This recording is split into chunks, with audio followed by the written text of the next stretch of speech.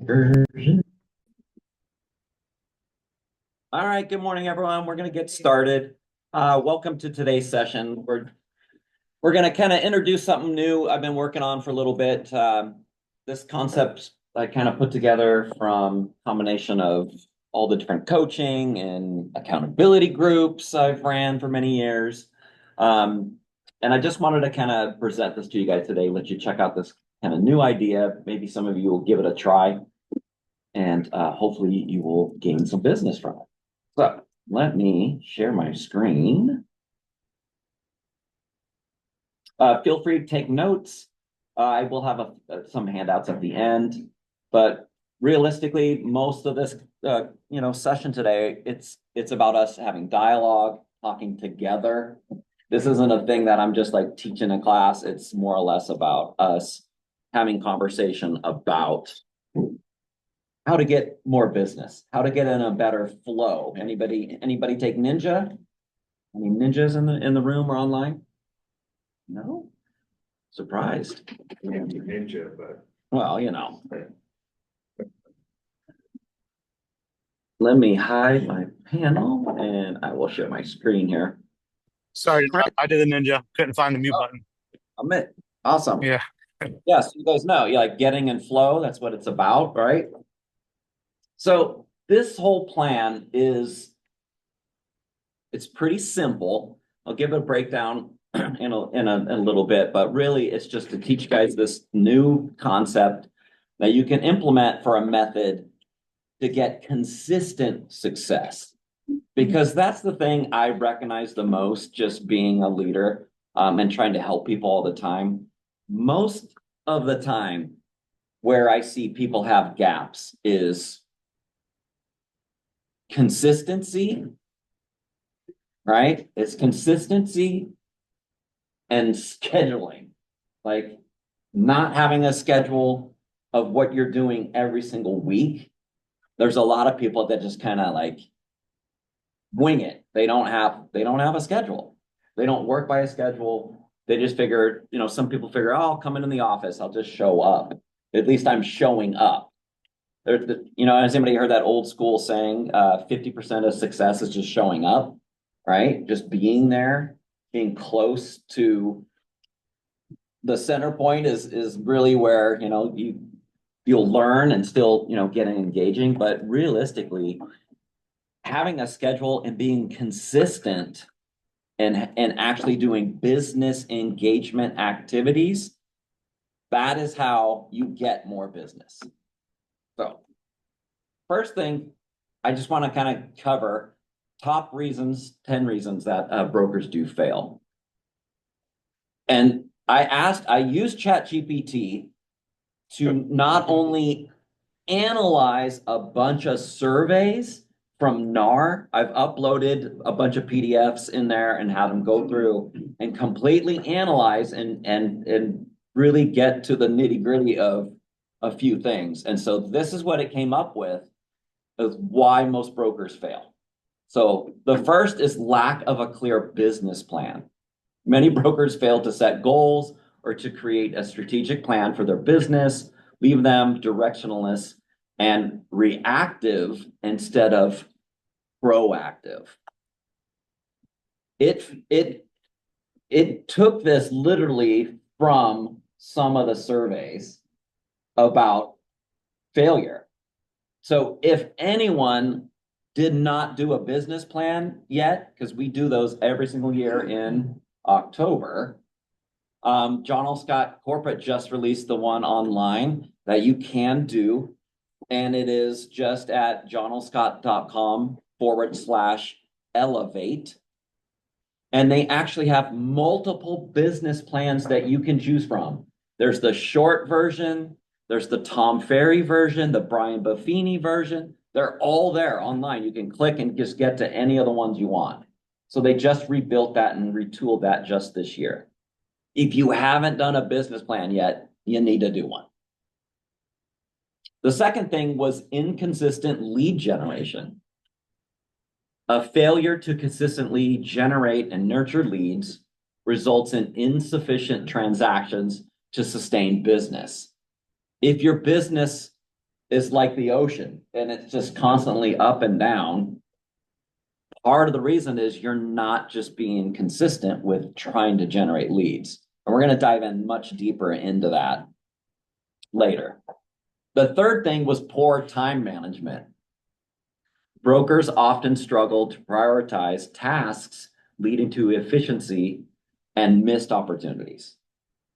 That one is definitely, I mean, social media, there's so many time sucks out there. We all get the same amount of time in the day.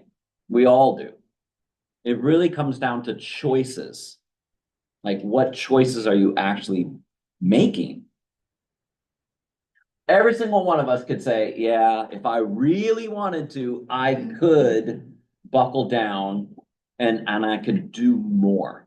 I can figure out ways to like, don't do certain things. That's wasting my time. And I can create better time management easily.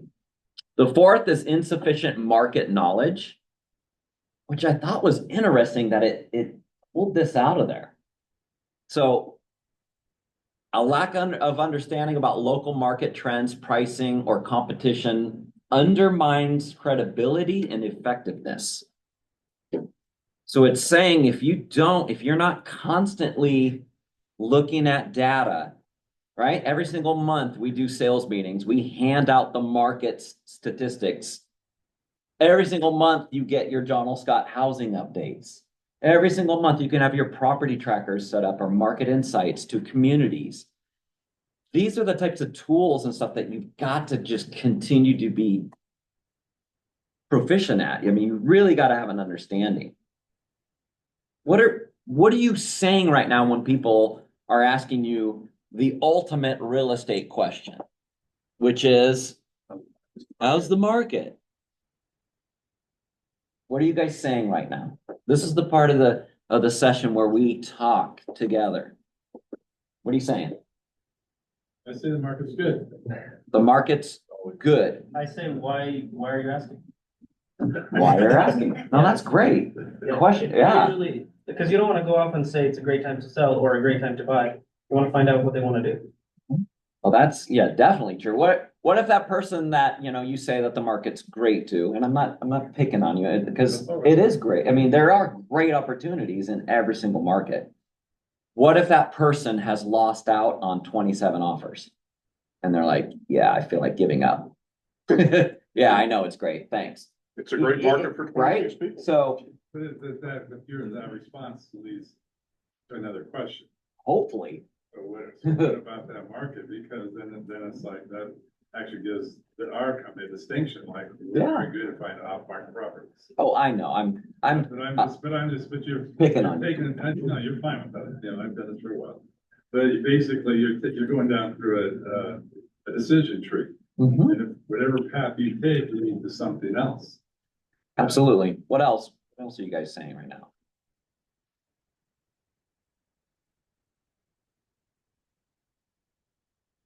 If you're not being asked that question, then I would say you're probably not having enough conversations for it to come up.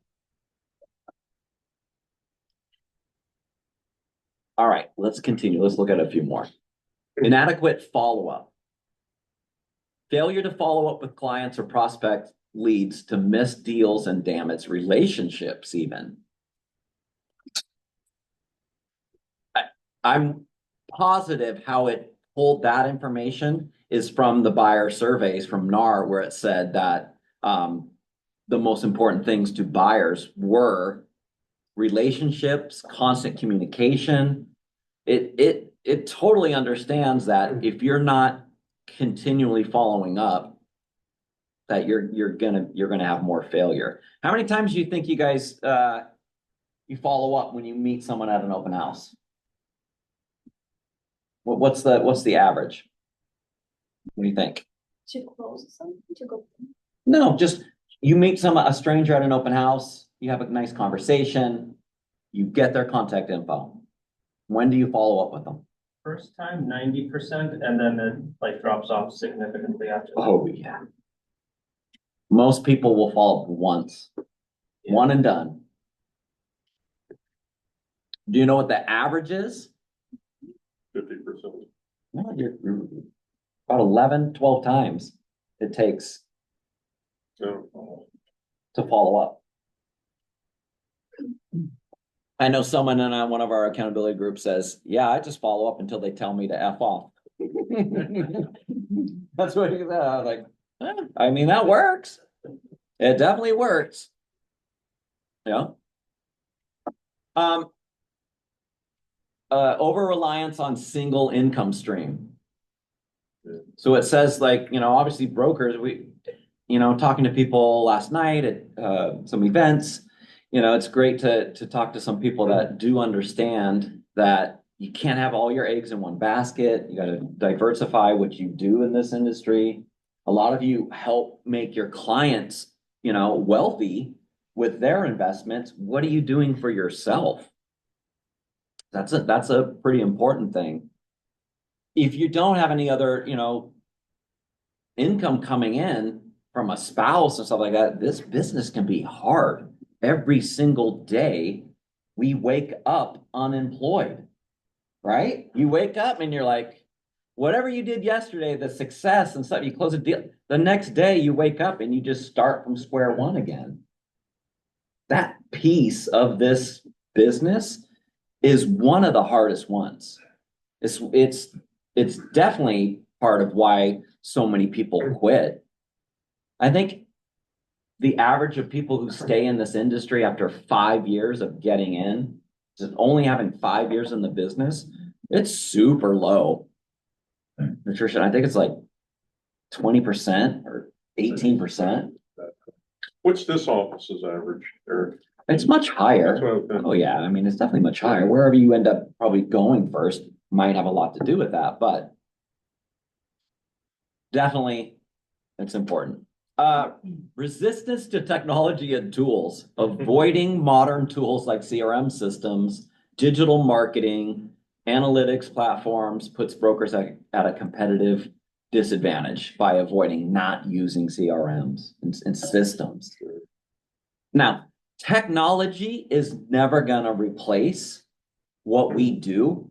Based on the NAR surveys, it actually is increasing year by year a little bit to where what you guys do is so important to the process. They literally can't do it without you.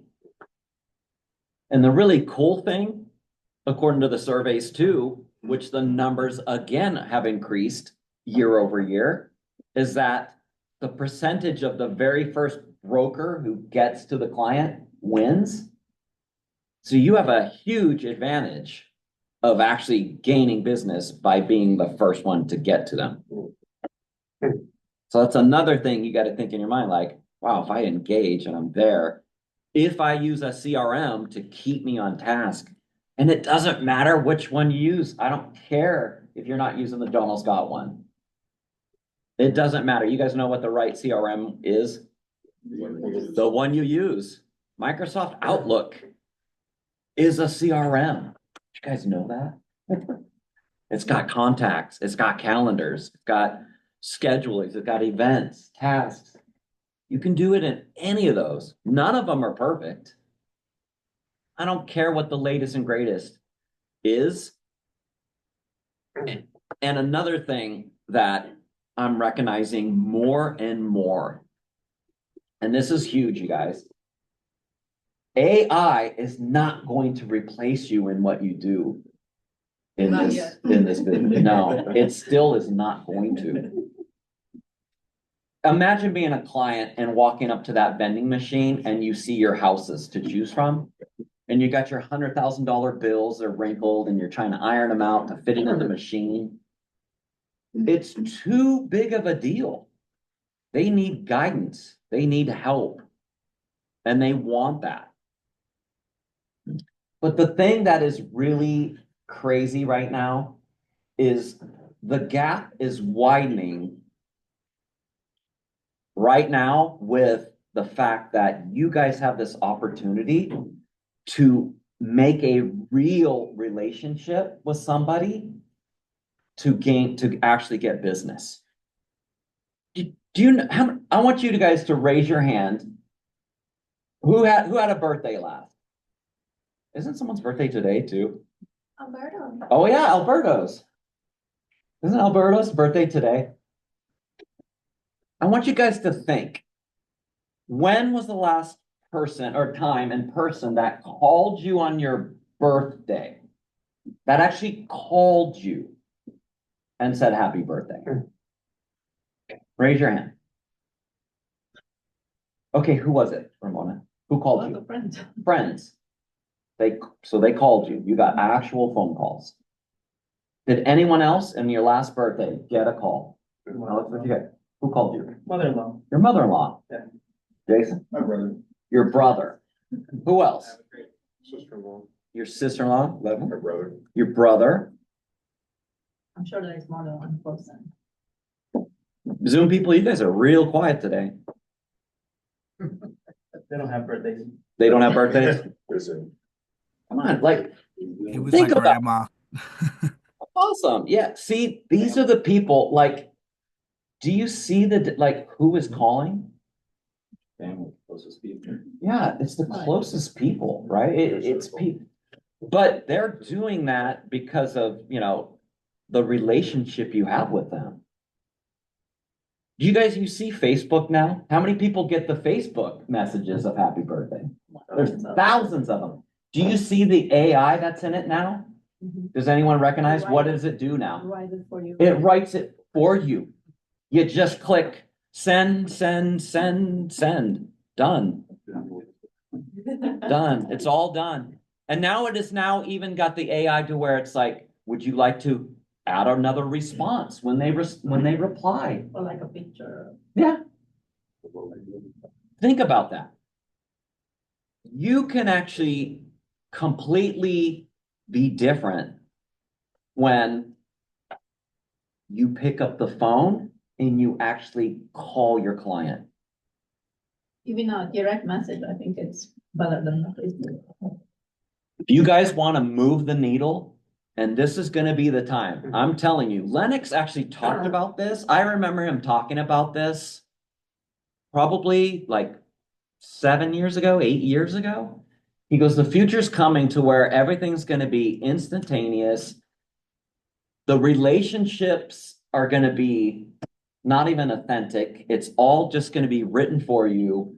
And the people who actually do not fall into that trap and they actually go one-on-one and they actually engage in either voice to voice or face to face are going to win. You will win. You're going to be the big difference maker because all of you know this, that people aren't even calling for your birthdays anymore. So the two things that you must do for every single client, if you want to raise the bar, if you want to be better, if you want to get more business, is to actually pick up the damn phone. I know these things are smart. I mean, there's more technology in this now than there was when they put the man on the moon, right? I mean, it's insane, right? But this thing is a constant draw. Everyone knows that this thing is flashing. You know that this thing is continually flashing. It's a different level of light to where you don't really see it, but it is there. And it's constantly drawing your attention. But us together, talking, is way more powerful. And it's going to be the biggest difference maker into the future than ever. Guaranteed, if you call your clients and you say, hey, happy birthday, just the communication, and it's really you.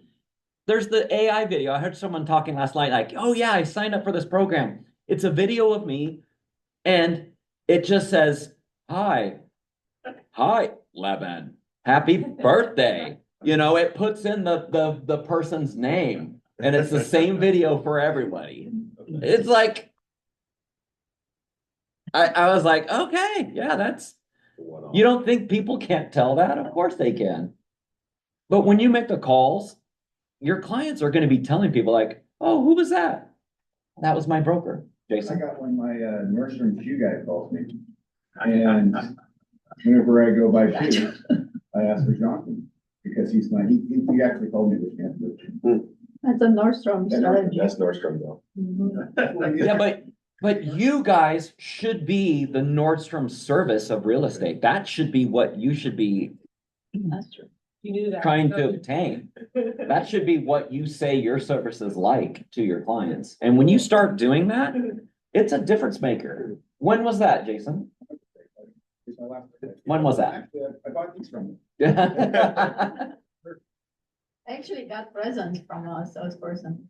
I wouldn't say Yeah. who, but Yeah, friend, but I got presents I mean, that's without me buying anything. That's what we have to shift to do. You have to do that. When the emails come in, I understand like the drip email stuff to CRM. It's important. It really is. If you utilize a system, you're actually going to close on average 20 to 25% more business. You will actually get more business. And it's no wonder because you're more organized. You see when these reminders are coming up. Like, oh, I have a birthday reminder in 3 days. What kind of things are you guys doing for birthdays and stuff? And home sale anniversaries. That's the other one that you need to be calling. Don't let an email or a digital piece get in front of you and that relationship. Conversations is where referrals, additional business, and a stronger relationship is going to happen. Who has read 7 Levels of Communication? Michael Mayer. There are actually 7 levels of communication they talk about. Has anyone seen that, like the Key and Peele skit for the text message? Have you guys ever seen that one? Yeah. Look it up. Yes, it's hilarious. It's a hilarious, and it is true. Like a text message will come through and you're like, what do you mean by that? And the person on the other end was like sending a nice message or whatever, you know, there's no body language in it. There's no, you know, you can't hear tone. There's no tone at all in there. And that's the piece that when text messaging, think about that. When you're sending those text messages to clients, sometimes they take what you wrote wrong and you don't even know it. The punctuation is very important, or the kind of, I'm very sensitive to that. Sometimes people use capital letters. Or Oh, yeah. 5 exclamation points, and I'm like, All right, so number 9, or excuse me, 8 was poor financial management. This is true. Mismanagement of your commissions, excessive spending, the lack of savings for lean times can lead to financial instability. If you guys don't have like a savings account set up for every commission, John Scott will do that for free. It's probably better if you get your own money, management account or a business account to where you're sending like a good percentage of every deal in there, right? Money market account, something that you can keep in there till the end of the year, make a little bit of interest, and then your taxes or money is already there. Whatever you do, it's good. But if you don't do that, I have seen people get out of this business because of taxes. Yep. I know someone that was uber successful. This person was new construction. They were probably grossing anywhere from 600 to 800 a year. And they are gone, out of the business. Lost everything. Could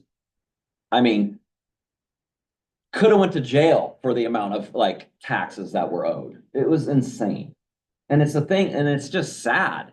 And it's, we got to be more responsible and just, we're here for help with that too. This office especially has a long tenure in helping people with finances. And we bring experts in here all the time.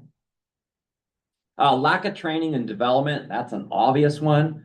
Brokers who neglect ongoing education and skill development struggle to keep up with industry changes and client expectations. This is wider than it has ever been Yep. in the history of this industry.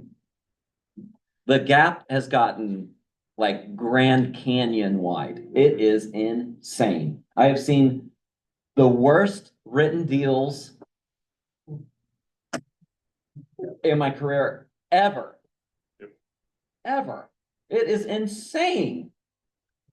The state needs to probably like tighten up the rules for people to even get a license because, and this is the sad part, our clients don't even know and don't even understand. They meet someone, they talk great, they sound great. Yeah, let's do this deal. I just heard about someone who wrote a deal. They said, don't worry, I got this, you're gonna win. It was multiple offers. We're gonna say you're all cash, and here they had financing. And they did non-refundable earnest money. Ooh. And it's just like, what are you thinking? It's terrible. All right, I could talk about that one all day. And then fear of rejection or prospecting. People have a fear of this. Hesitation to prospect or engage new leads, often due to fear or rejection of limitless business growth and opportunities. A lot of people, and I hear this all the time in my one-on-ones or in my accountability groups, people do not want to prospect and reach out to their sphere. I don't want to call them. I don't want to bug them. I don't want to say the word, sell them, right? People say this all the time. Jason, the Nordstrom guy that called you, did he say, hey, what's up, Jason? How you doing, man? There's this new pair of shoes in. You need to buy these. What did he say? Happy birthday, where you been? I haven't seen you in a while. Yeah. Come on down, I'd love to see you. I'll grab a coffee with you. That's basically exactly what he said. Yeah. People who are really good, they don't have to sell. There's nothing about selling in a relationship. When you call your friends, are you like, hello, John, this is Eric with John L. Scott. This is a business call. Is now a good time? And you're like, dude, what are you talking about? Are we gonna go out Saturday night? Or what? You don't do that to your friends. Don't do that. Don't think you're gonna be doing that to your past clients. If that's what you thought your phone calls were supposed to be, you're in trouble. That is not what it is.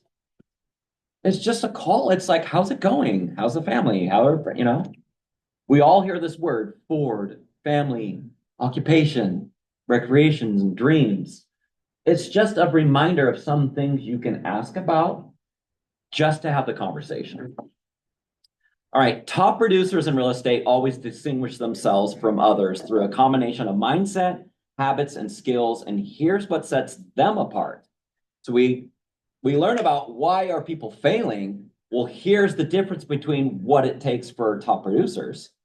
The number one thing was consistent lead generation. Top producers treat lead generation as a daily, non-negotiable activity. They actively prospect, network, and leverage referrals to ensure a steady pipeline of clients. 2, relentless follow-up. They understand that persistence pays off. Top agents follow up consistently and strategically, building trust and converting leads into clients over time. So it even tells it that it takes time to convert. Number 3 is exceptional market knowledge. That is, got to have, if you don't have that, you're not gonna gain the trust. Just like it said on the flip side, they are experts in their local knowledge, understanding trends, pricing, inventory, and nuances that allow them to advise clients effectively and gain their trust. Number 4, client-centric approach. The Nordstrom's effect, right? There it is. Top producers prioritize client satisfaction, going above and beyond to deliver exceptional service, which generates repeat business and referrals. When you do a fantastic job for someone and they tell you that, there's nothing wrong with you by asking for referrals. You did a great job. Bless you. Number 5, proactive time management. They focus on high impact activities and avoid distractions. Time blocking and disciplined scheduling help them maintain productivity. Number 6 is strong negotiation skills. Top agents are skilled negotiators who know how to advocate for their clients while ensuring deals close successfully. How many CNEs or MCNEs? How many people? I was trying to get that class last year before they ended up shutting it all down because the owner retired and he sold the company. It was sold to Rockwell Institute of all places. Wow. I do not know how they're running it yet, so I'm waiting to hear if anyone signs up for that to please. They're doing an online Zoom thing. Yep. It's 2 8-hour days, 2 8-hour days. 4-hour sessions. Yep, I think I'm doing January 11 to 12. you're doing it on them? Mhm. Yeah, it's the ones that that the old ones I know were fantastic. I do not know who their trainers are. I don't know if they took the old CNE trainers and they've hired them to do that course. So you're gonna have to let me know, like, who is the trainer? Send me the info if you know who the name book is. was really good. The information is Yeah. really good, yeah. Yeah, CNE, fantastic designation, gives you multiple different things and gives you insight to the psychology and everything behind it. It's really, really a good class. Definitely a good one. It's a must. All right, number 7 is adapting technology. I don't have to move things along. We're kind of a little behind. Resilience and grit. There's no doubt about that. No setbacks, rejections. They just shake it off like water to a duck. It just does not matter. Consistent learning and improvement. Top producers continually seek to improve by attending training, seeking mentorship, and staying updated on industry changes. Number 10, building and maintaining relationships. They focus on creating genuine connections with clients, colleagues, industry partners, recognizing that relationships drive long-term success. Business to business is a huge one. John Bai last year did a class. We're going to talk to him this year, see if he'll do something else that along the same lines, but it is in our YouTube channel. I dropped it into 2 of the playlists. It's in the new agent playlist. And also in either in the skill building or a special event. So I would watch that 3 times. He breaks it down exactly how he does it with all of his business partners. And you guys really should have something like that. You need it. Systematization. Top agents create repeatable systems for marketing, client communication, and transaction management, allowing them to scale their business efficiently. Having systems is really going to help you big time. If you use transaction coordinators and stuff like that, a lot of them obviously are using that, and that keeps you organized and on track. And of course, last but not least, is a growth-oriented mindset. They view challenges as opportunities to grow, set ambitious goals, and regularly evaluate their progress. So that is the difference. So taking all that into mind, this concept I've called the 5-5-1-1. And why this works is because it's going to help you build habits, creating consistency, and growing your business. This is the framework of how this works. So I know some of you are making calls every day, every week. I've come up with a plan for people to implement because most people will start that and then they quit it. It's too much. They just feel like they can't do it all week. And for some reason, I just think that they just give up too fast. But how this works is the first 5 is 5 phone calls on Monday. Reach out to past clients, sphere of influence, or even leads. But the key to this, it's not just a call. Oh, yep, I made the call. No one answered.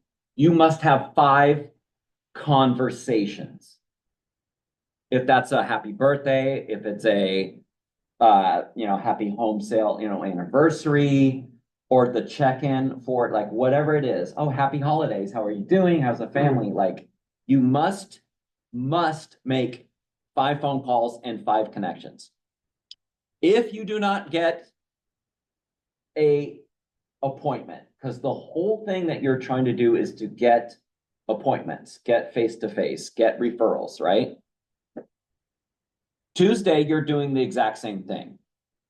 You're doing 5 phone calls on Tuesday. You can follow up on conversations, nurture relationships, or reach new clients. But on Tuesday, you're doing the exact same thing. I don't care what tracker you use. We have hundreds of them. I see people make their own in Excel. Whatever you use, it's like my same thing for a CRMs. I don't care. Use something that you can write it down and you can see who did you talk to, who did you call, any leads that came from that, any appointments. You must track. Every coach you hire. It's funny, people crack me up. They end up, going to Core, they end up going to Brian Buffini, Tom Ferry, whoever you hire, whoever you're going to be giving your money to every month, every single one of those coaches will have you track. Guess what? You don't have to pay anybody. You can actually track yourself. It doesn't matter what you use. Just use something. And it is better to be on paper.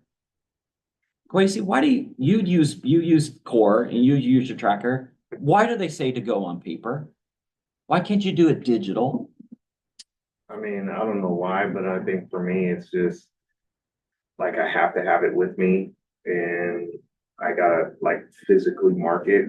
So like there's something that I'm doing to track it rather than I'm gonna remember, or I think it was about this many. The other thing for me is we have to fill it. Yeah. So if it's not full. You get fined, don't you? How much do you get fined? Can you say? I can't really say. Yeah. Because it's different for everybody. I know. But you get fines if you don't fill in for your trackers in some programs, right? Think about that. Some people need such a strong level of accountability for there to be fines. I have a couple people I coach, they have ones that if they miss it by their deadline, or if they don't fill it, they owe me $500. Luckily, this person only had to pay me once this year. But, a couple other years, it was like, all right, $2,500.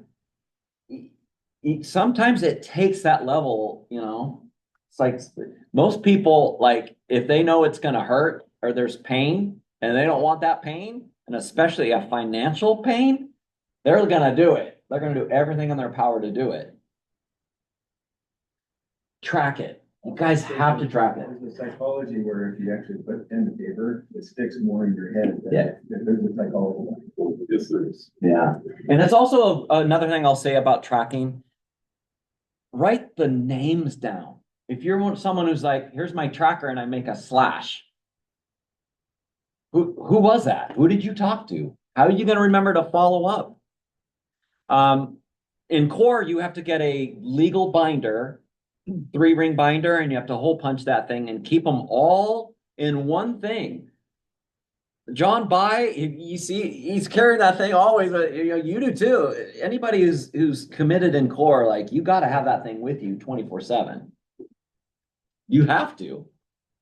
Okay. You've made your 5 phone calls on Monday. You've made your 5 phone calls on Tuesday. No appointments, nothing happened. Now it's time for the first one in the program. And the next one is you must either write a Google business review for a partner. That could be your lender. It could be your business partner, your landscaper, anybody. Or you have to write a thank you note. 1. I'm asking for 1. And these are the must do's. You have to do this. At least 1. Who's writing notes or note cards right now? Raise your hand higher. What was the last ones you've written? Alex, what'd you write? Well, I wrote that. No, or what did you do a note card and send to a client? Oh, no, I called. You called. I do the It's green just a card abstract. to say, it was nice to see you. Nice or to see hanging you. out. That's good. Yeah. Jason? Nobody does When I that. dropped off keys, I had a thank you card that I gave them. That's cool, yeah. What else, John? Just kind of an update, a personal update of the neighborhood. Okay. Yeah. That's cool. Thinking of you. Thinking of you. That's really cool. I mean, it's the same thing like the birthdays we talked about earlier, the digital stuff, like the technology, the virtual, the AI stuff. It's people are going less and less away, from even writing cards. You want to give to get, right?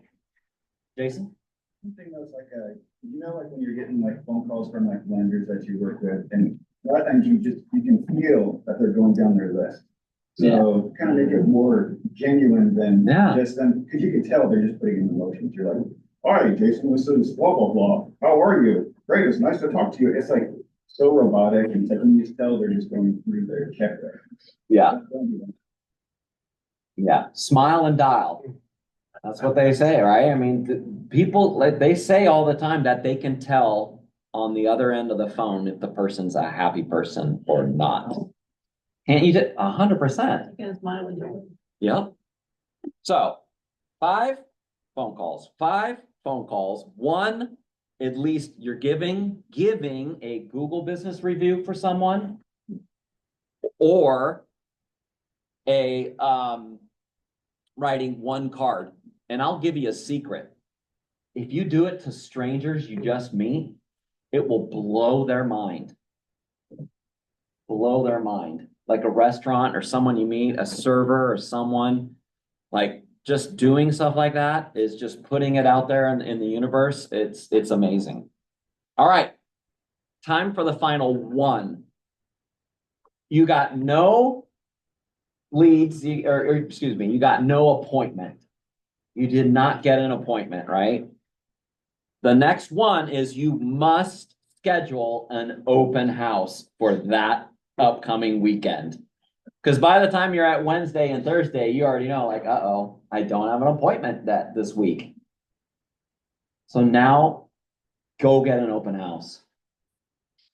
If you want to be more effective, you can keep going into the same, trying to get an open house in the same kind of neighborhoods and stuff like that you want to constantly conquer. Alberto's up to what? How many open houses has he done now this year? Since March. I think he's even above that.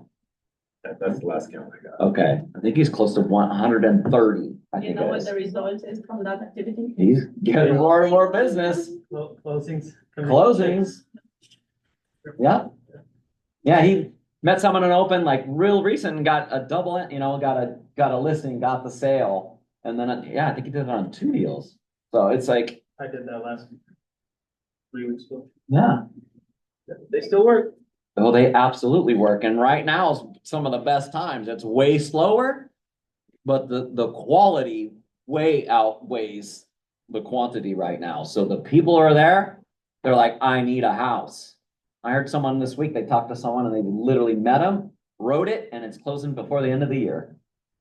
Stranger, just like, hey, like 800 and something thousand. That'd be a nice little Christmas gift, wouldn't it? So the importance of consistency. This is part of the reason why a lot of people's business just don't take off. Like you're not being consistent in some sort of a process. I use ChatGPT to reverse engineer the top producer, and that's part of how I got the idea to implement something like this. It kept going over and over about it must be something easier that people can actually get done. Because if they don't, they're going to give up. You know what happens in January 1st? What happens, everyone? The resolution, right? New Year's resolution. And what are the 2 top things that people will always do? Right? They focus to lose weight and exercise. Yeah. Those are the top 2 every year. And then how quick do they quit? The first one. Oh, yeah. Oh, yeah, it's Yeah. You get 3 so- weeks. I don't go to the gym. New Year's First, Day. Most people Jim's do back not. watching football. Like, all right. Yeah. Jim's back the first week of January, and then there's nobody there after that. Yeah. It's just because it's hard to keep a habit going. This is something can you do this? Yes. Can you do this? Like at Yes. least it's five. Five calls. I'm not making you do 10 a day. How many calls do you make a day? Crazy. Calls? Yeah, Anywhere from like 30 to 40. yeah. Coach wants me on 40, but sometimes it has to be more. Cause I gotta make up for the day. Mhm. Yeah, you're just calling, constantly having conversations. You call calling. No, like right now, he literally has me calling through my entire phone, all my contacts. I know, I Everyone. don't know. Even people you don't know. Well, I mean, like right now, I'm looking through, I'm kind of creating the list right now, but I got Will, Mike, you know, John. Just first W, names. Boo, right? Like just first names. So Yeah. he's like, call him, say, hey, you're in my phone. Probably we're talking real estate at some point. And then, you know, depending on, you know, what you're feeling that day, are you looking to make money with real estate? If they were a investor or developer, did they Yeah. ever buy or sell? Like you can come up with a bunch of different things, but just have the conversation. And I've That's it. fallen into, I don't want to say necessarily leads, but definitely people that's like, hey, you know, Hey. I'd love to meet and talk. It's Yeah. on my radar, just not right now. So Yeah, that's it. There's one That's a good thing one. you said, and I want you to repeat it. What happens if you miss a day? Or you miss them, you don't have. if I miss a day, I have to make up for it. So it's 200 for the week, which is Yeah. 40 a day. If I don't want to work on the weekend. So the biggest thing, especially with the time management piece, is if you miss something on your calendar, whether it's whatever task that is or time block, you have to make up for it. Yeah. Sometimes it's like he said, it's 200 touches a week, and he has to hit 200. It doesn't matter if he has to spend all day on it to make up for it.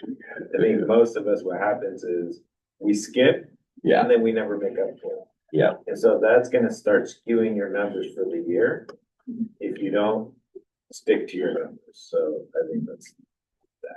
The biggest takeaway from that piece is he makes up for it every time. Well, and I literally had to change because I can make appointments, especially with like VIPs and clients and coffees and lunch or whatever. My coach is like, cut all that out unless they're buying or selling or they're like a VIP, like an attorney. You're not going on those appointments. You're calling, you're getting the contacts. And then if you got your 200 done for the week, then hey, go out and Then do do it. whatever. But until that's done, there's no, because I mean, we can blow hours at a coffee or a lunch or a, Oh, you easy. know, whatever, happy hour, right? So, you know, it's consistency and then being focused. So like what's the 200 calls isn't necessarily the goal. The goal is to have the conversation and to Right. make something from it, but that's the minimum. Well, let's look at some phone call strategies. So scripts and tips for effective calls, obviously checking in, you know, providing value, market updates. You can always get into that. Asking for referrals and offering assistance. Having those business partners is why it's such a key. When you're making those calls to past clients, is it like, you know, hey, do you need any remodeling? Do you need your roofs cleaned, your windows clean, you need landscaping, electrician, plumbers. I mean, you gotta have all these people on your list so you know how to refer them. And if you're not good about this, do some role-playing exercise, practice calls in pairs, team up with a buddy. You know, accountability buddies is a really good system. So alternative actions, reviews, and note cards. This is a section about, you know, how writing reviews strengthens your professional network. Crafting personal and impactful thank you notes it's great. When you do that, it does make a difference. It's nice when you receive the ones you know, that are very genuine, like Jason said, the ones that are like, you know, thanks for the deal from the title person. You're like, okay, yeah, that's great, you know, whatever. But the ones that go into detail about situations, telling the story, those are the ones that you read and you're like, yeah, that was that was meaningful. Open house, selecting the right properties, marketing the event, creating a memorable experience for attendees, and of course, follow up with open house visitors. In my accountability group, we do these things called, every week we call them sprints, and it's a goal. It's a one goal each week in my group. They have to get it done by the next meeting. One of the sprints I gave them was to go back to your oldest list of open house visitors. Go dig that out of your drawer. I know you got them somewhere, right? The registration pages, and you're making calls off that list.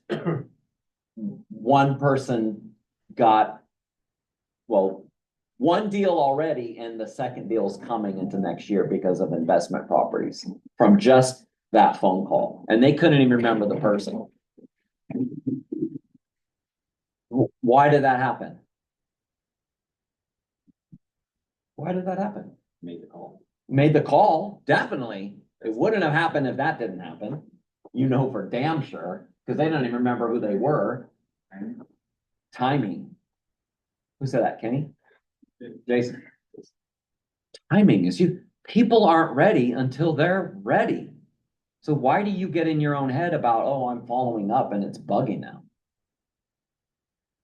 I've heard people say this too before in the past, even when I've made calls to my sphere and stuff. It's like, man, thank you for following up. I know I haven't called back, you know, in like 3 years, but we're actually ready now, Eric. You know, it's like, how many of you have had that conversation? You know, that happens a lot. They're not ready until they're ready. Don't worry about it. If you left a message, you left a message. It's not a big deal. Or they realized rates weren't coming. Yeah. Or prices weren't coming down, Right. rates aren't coming. We're down. hearing that in conversations right now. Buyers are like, we were gonna wait. We figured pricing would go down because all the rates, but they're still not going down. They're still rising. So we're just jumping in now before the competition heats up in the spring again and we get beat out. So time to jump in. Tracking and accountability is huge. If you're not sticking to this, you'll not have success. You will not. Tools for tracking calls, appointments, and open houses. You have to be keeping track of this. Setting weekly goals and staying consistent. Your goals for the 5511 is exactly what the program is. If you stick to this, you're going to start seeing things happen. If you get lucky in the first week, right? That's like the lotto thing. It's like the person who walks into the open house and says, Levin, we love it. Can we write this up? We want to buy this house. And you just met him. Does that happen? How many times does that happen for you in this year? Once in 8 years. Once in 8 years. Anybody else? Anybody else sell the open house they were in? A few times. I mean, I Couple of just times. built one, but But I usually. I don't know whether it was the open house or it was the sign call or, right? But you showed them, you sold them. It happens. Sold it to another person in our office this year. From an open house, You sold to our, to another person in the Renton office. oh, okay. That's funny. So yeah, I mean, it happens, but it's not gonna be, that's kind of like the bonus business, you know. If you're in the right place, if you're, you know, where buyers are actively coming to you, you have a much better chance of getting more opportunities to get business than just sitting in the office. This is gonna force you, if you don't get an appointment, you know, I have to do an open house then. Jason? Well, it's like how you're saying at the beginning, you have to have a larger, like a bucket of business. Where it's like, you know, you're gonna get 3 or 4 deals a year off of your warm market. Mhm. You're gonna get 3 or 4 from your probate attorneys that you're working with. Yeah. You're gonna get a couple from your open houses that you're doing. You're gonna get a couple from all the phone calls that you're doing. You just have to make sure you're doing all of the work so that you're getting so you're hitting your goals.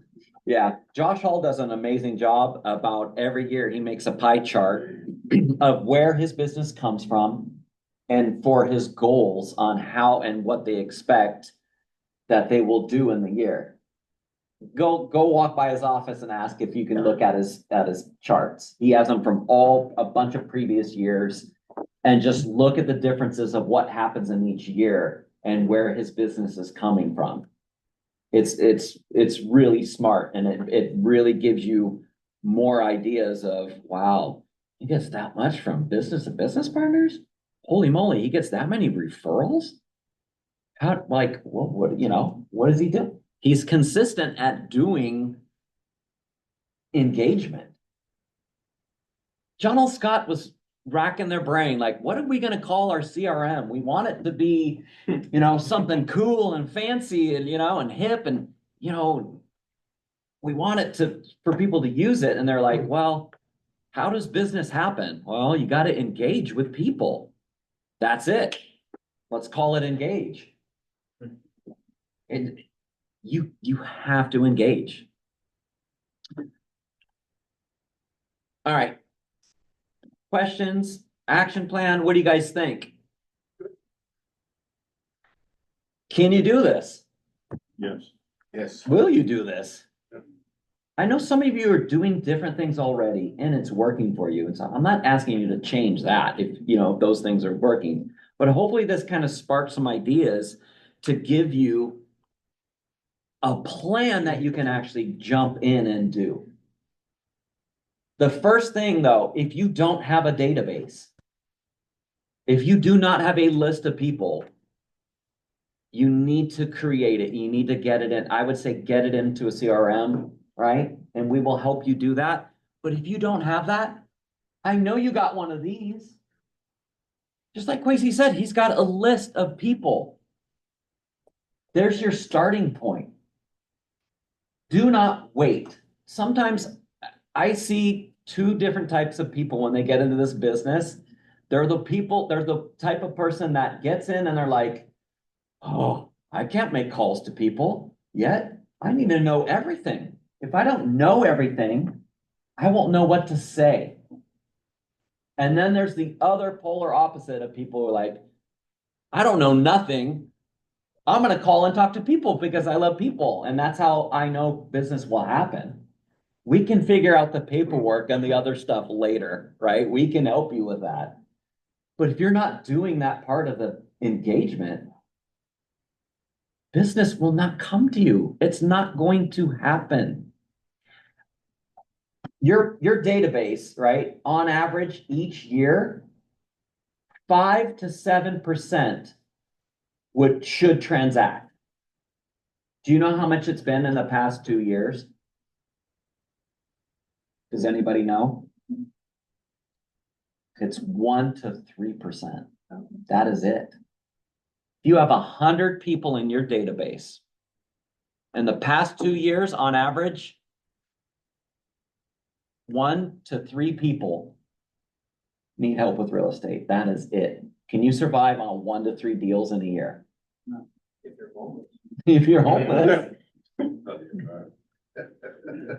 So if you're having tough years and stuff like that, there's 2 reasons why. It's because you're only relying on the 1 to 3 people to do transactions. Or 2, you have not gained more people into your database to raise that number.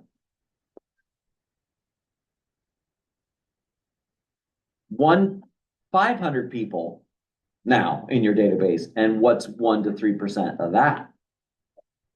Yeah, 5 to 15 deals. Do you see how you can actually expand of what your business can be like by meeting and engaging with more people? But you have to go face to face or voice to voice. Like that has got to be the one key thing that you concentrate on. Like I am going to call people. I'm going to go talk to people. You have to be doing that. Have to. All right. One last thing I was going to show you guys. I went into ChatGPT and I actually asked it to give scripts based on the NAR survey.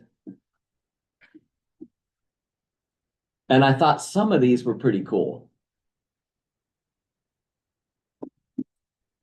Oops, I went too fast. So engaging first-time buyers, the context of first-time buyers now represent just 24% of the market, facing challenges like affordability and high interest rates. There's your two challenges. Do you guys have resolutions for those challenges?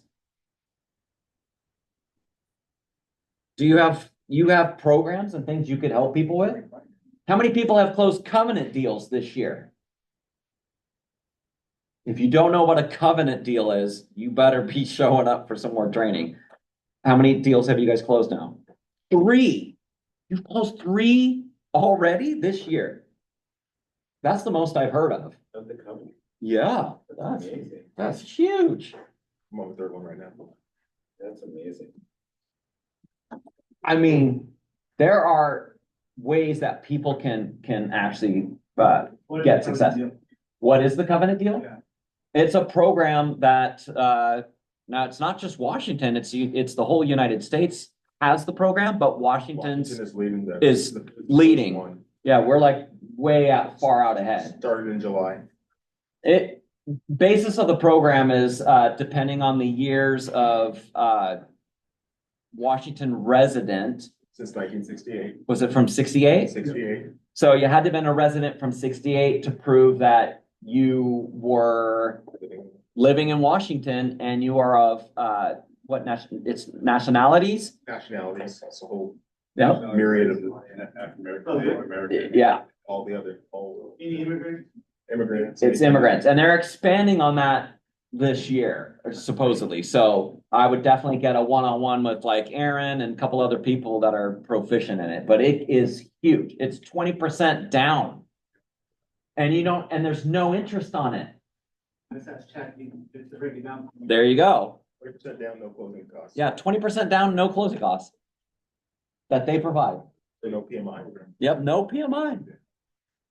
Attracting repeat buyers and are older. It says the median age is 61 and often use built up equity for cash purchases. So they've got some different scripts you can utilize from that. Connecting with sellers in transition. Median age of sellers is now 63. Many choosing to downsize or relocate. There's some different things for that, but where was that one? Oh, I'd love to share insights on how homes like yours are performing in today's market. Would you like to schedule a quick call? So there's even things you can use for ads, but use ChatGPT to like scan the NAR surveys and ask for different scripts. And it's crazy what it can come up with. Did you say that? Yeah. Multi-generational buyers, leveraging referrals. Most buyers and sellers find their agents through referrals. I've been fortunate to work with wonderful clients, many referred by people like you. If you know anyone thinking about buying or selling, I'd be honored to help them. Also, is there anything I can assist you with in the real estate market right now? It came up with that too. There's a lot of different things you guys can do in that. So anyways, that's all I have for you guys today. I do have some handouts with the basics of what we went over in the slides, but hopefully you would implement this program by next week. Start it before January so that you can go into the new year with some business. All right. Thank you guys for making it. Appreciate you all.